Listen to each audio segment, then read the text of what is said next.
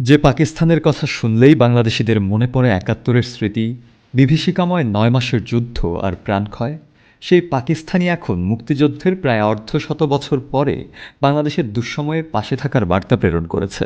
এত বছর পরে অতীত সব স্মৃতিকে পাশে রেখে এই বার্তা যেন বন্ধুত্বের নবদিগন্ত উন্মোচন করেছে। পাকিস্তানের প্রধানমন্ত্রী শাহবাজ শরীফ সামাজিক যোগাযোগ মাধ্যম এক্সে বাংলাদেশের বন্যা পরিস্থিতি নিয়ে পোস্ট করেছেন। তিনি বলেছেন, কঠিন এ পরিস্থিতিতে পাকিস্তান বাংলাদেশের পাশে থাকবে। শুক্রবার ২৩ আগস্ট দুপুরে শাহবাজ শরীফ তার এক্স অ্যাকাউন্টে পোস্ট দেন। সেই পোস্টে তিনি শোক প্রকাশ করার পাশাপাশি প্রশংসাও করেছেন বাংলাদেশি জনগণের। পাকিস্তানের প্রধানমন্ত্রী শাহবাজ শরীফ লেখেন, বাংলাদেশে বন্যায় প্রাণহানি ও ধ্বংসযজ্ঞে আমি গভীরভাবে উদ্বিগ্ন। আমি বাংলাদেশের জনগণ এবং নিহতদের পরিবারের প্রতি গভীর সমবেদনা জানাই। এই ট্র্যাজেডির মুহূর্তে বাংলাদেশের সঙ্গে একাত্মতা প্রকাশ করেছে পাকিস্তান। আমি বিশ্বাস করি যে বাংলাদেশের সহনশীল জনগণ তাদের চারিত্রিক অধ্যবসায় ও দৃঢ়তা দিয়ে এই কঠিন সময়কে অতিক্রম করবে। সর্বশেষ খবর অনুযায়ী বাংলাদেশের ১১টি জেলা বন্যা কবলিত।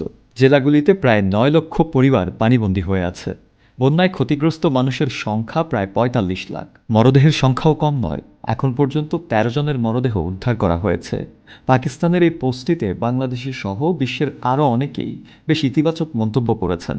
পাশাপাশি এই দুটি দেশের নতুন সম্পর্ক স্থাপন হওয়ার এক অপার সম্ভাবনা দেখছেন তারা। পুরনো বেদনাদায়ক ইতিহাসকে ভুলে গিয়ে নতুন করে দুটি দেশ যদি বন্ধুত্বপূর্ণ সম্পর্ক করে এগিয়ে যেতে পারে, তাহলেই কল্যাণ বলে মনে করছেন অনেকেই।